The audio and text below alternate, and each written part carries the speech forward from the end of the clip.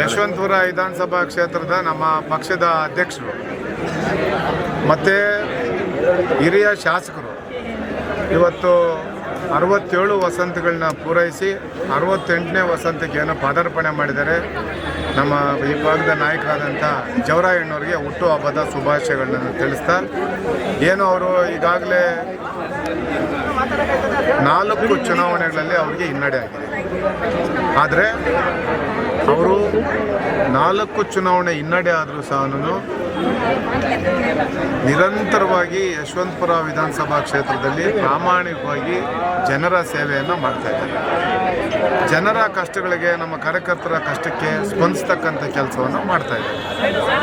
ಅದೇ ರೀತಿ ನಾನು ಯಶವಂತಪುರ ವಿಧಾನಸಭಾ ಕ್ಷೇತ್ರದ ಮಹಾಜನತೆಯಲ್ಲಿ ಮನವಿ ಮಾಡ್ತಕ್ಕಂಥದ್ದು, ತಾವು ಅರ್ಥ ಮಾಡ್ಕೊಳ್ಬೇಕು, ಯಾರು ಯಶವಂತಪುರ ವಿಧಾನಸಭಾ ಕ್ಷೇತ್ರದಲ್ಲಿ ಪ್ರಾಮಾಣಿಕವಾಗಿ ಕೆಲಸ ಮಾಡ್ತಾಯಿದ್ದಾರೆ, ಯಾರು ಯಶವಂತಪುರ ವಿಧಾನಸಭಾ ಕ್ಷೇತ್ರದಲ್ಲಿ 4 ಚುನಾವಣೆ ಹಿನ್ನಡೆ ಆದರೂ ಸಹ ಪಾಪ ದಿನದ 24 ಗಂಟೆಯಲ್ಲಿ 14-15 ಗಂಟೆಗಳ ಕಾಲ ಜನರ ಒಂದು ಕಷ್ಟಕ್ಕೆ ಸ್ಪಂದಿಸ್ತಕ್ಕಂಥ ಕೆಲಸಕ್ಕೆ ಮೀಸಲಿಟ್ಟಿದ್ದಾರೆ.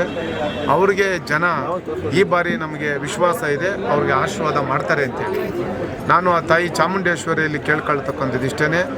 ಯಾರು ಪ್ರಾಮಾಣಿಕವಾಗಿ ಜವರಾಯಣ್ಣವರು ಇವತ್ತೇನು 68 ವಸಂತಗಳನ್ನ ಏನು ಅವರು ಪದಾರ್ಪಣೆ ಮಾಡಿದ್ದಾರೆ, 100 ವರ್ಷಕ್ಕೂ ಹೆಚ್ಚು ಕಾಲ ಆ ತಾಯಿ ಚಾಮುಂಡೇಶ್ವರಿ ಅವರಿಗೆ ಆಯುಷ್ಯ ಆರೋಗ್ಯವನ್ನು ನೀಡಲಿ. ಇನ್ನು ಜನರ ಕಷ್ಟಕ್ಕೆ ಸ್ಪಂದಿಸ್ತಕ್ಕಂಥ ಒಂದು ಅಧಿಕಾರವನ್ನು ಸಹ ತಾಯಿ ಚಾಮುಂಡೇಶ್ವರಿ ನೀಡಲಿ ಅಂತೇಳಿ ಸಂದರ್ಭದಲ್ಲಿ ನಾನು ಪ್ರಾರ್ಥನೆಯನ್ನು ಸಲ್ಲಿಸ್ತಾ ಇದ್ದೀನಿ.